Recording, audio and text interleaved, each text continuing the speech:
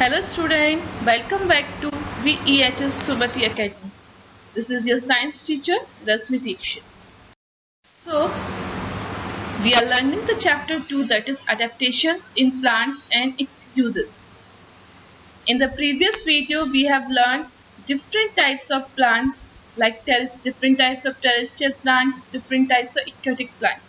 Now, in this video we will learn some unusual plants. Okay, so first type of plants is parasites. Okay, so parasites are the plants which suck the food and water from these plants to fulfill their requirement of nutrients. They have the lack of nutrients, so they just coil around the plant. You can see in the picture how this plant is coiling around that other plants and taking the food and water from this plant. Okay, so these are called as the parasites, and the example of that is dodo. Okay, now next is insectivorous plants. Okay, so these plants trap the insects and absorb the nutrients from their bodies. Again, these plants also trap the insects and absorb the nutrients from their bodies.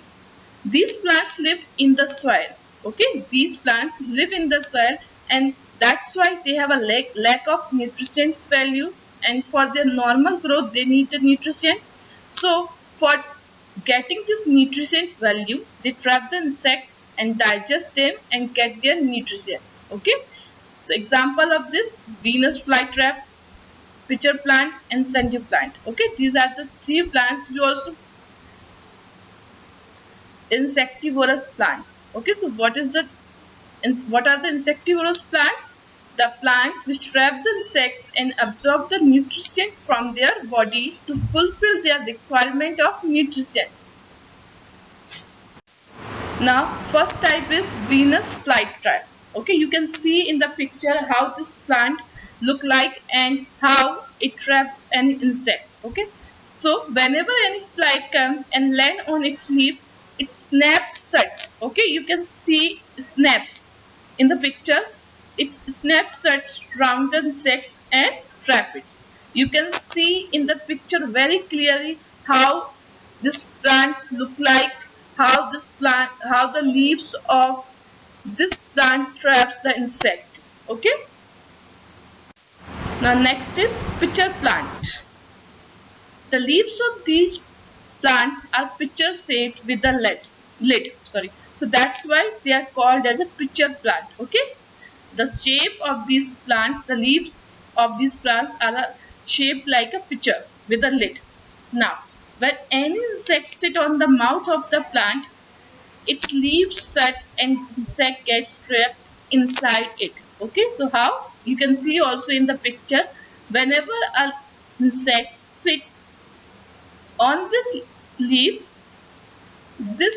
have a jelly type matter inside this leaf. So whenever any insect sit on the leaf, it just slide down inside the leaf. Either we can say this leaf trapped the insect and shuts itself. So in this way, any insect get trapped and this leaf get nutrition from this insect. Now sundew plants. Okay, this plant traps insect on the deadly hair. Okay, you can also see in the picture the deadly hair of this plant that cover their leaves. The sticky drops at the end of the hair kills the insect. Okay, you can also see the sticky drops at the end of the hair. So whenever any insect sit on this leaf, they just trap the insect. Okay, and get the nutrient value from this insect. Now, different types of plants also we have the fungi. We all have seen this fungi.